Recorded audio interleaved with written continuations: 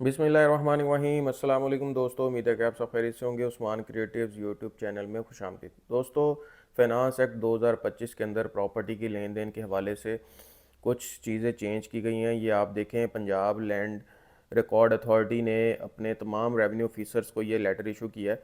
ये उसके मुताबिक जो उन्होंने चेंजेस की हैं उसके मुताबिक इन्होंने लेटर इशू किया है। ये हम इसको देख लेते हैं कि क्या क्या चीज़ें चेंजेस की हैं इन्होंने, ताकि आप लोग जब अपनी प्रॉपर्टी की ख़रीदो फरोख्त करें तो आपको किसी किस्म की भी मुश्किलात का सामना ना करना पड़े। अच्छा, सबसे पहले तो ये जो इन्होंने अंडर सेक्शन 236C, इस हवाले से क्या इन्होंने अब इस दफ़ा रेट कर दिया है, यानी कि अब आप जुलाई 2025 के बाद जब जो आप प्रॉपर्टी बेचेंगे तो उसके ऊपर आपने क्या करना है। ये 236C जो है वो जो प्रॉपर्टी बेचता है उसके ऊपर अप्लाई होता है। अगर तो वो प्रॉपर्टी 50 मिलियन यानी कि 5 करोड़ या 5 करोड़ तक है, तो फिर अगर तो वो बंदा है फाइलर लिस्ट के अंदर तो फिर उसने 4.5% देना है। अगर वो बंदा है यानी कि उसने लेट अपनी रिटर्न फाइल की है तो फिर उसने 7.5% टैक्स देना है। और अगर वो एक्टिव टैक्स पेयर लिस्ट के अंदर नहीं है तो फिर 11.5% उसने देना है।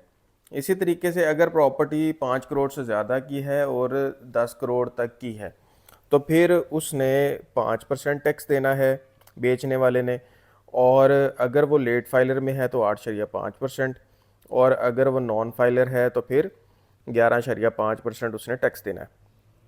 इसी तरीके से अगर प्रॉपर्टी वो जो बेच रहा है वो 10 करोड़ से ज़्यादा की है तो फिर 5.5% उस बंदे ने देना है जो बंदा एक्टिव फाइलर लिस्ट के अंदर है, और 9.5% उसने देना है जो लेट फाइलर है, और उसने जो बंदा फाइलर नहीं है उसने 11.5% देना है। 11.5% वो जो बंदा फाइलर नहीं है उसने, वो सब की एक जैसी स्लैब है।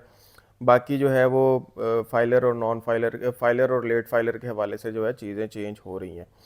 अच्छा, इसी तरीके से ये परचेज़ के हवाले से 236K का है।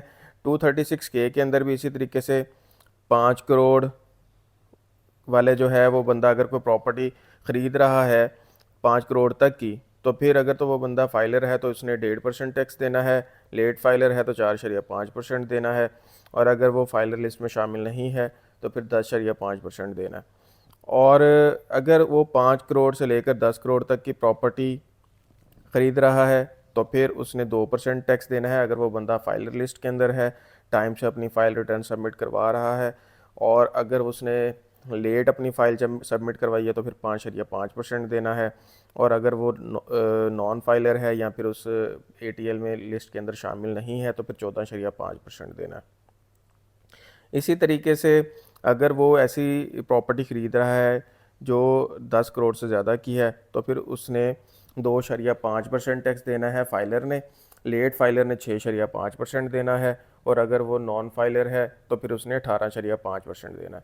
ये तो आप लोगों को 236C और 236K के हवाले से पहले भी मालूम था, लेकिन इसके अंदर क्योंकि अब रेट्स चेंज हुए हैं तो मैंने कहा चलें आज की वीडियो के अंदर आपको रेट्स बता दूं। अब जो एक डिफरेंट इन्होंने चीज़ चेंज की है वो आप ये नीचे देख लें।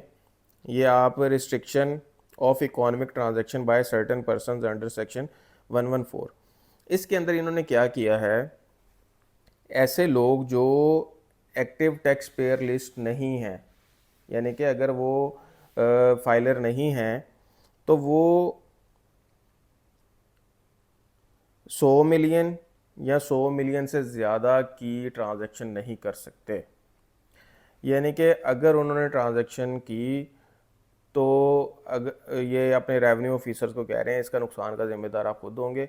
आपने नॉन फाइलर को ट्रांजैक्शन नहीं करने देनी 10 करोड़ या 10 करोड़ से ज़्यादा की प्रॉपर्टी की ख़रीदो फरोख्त के लिए।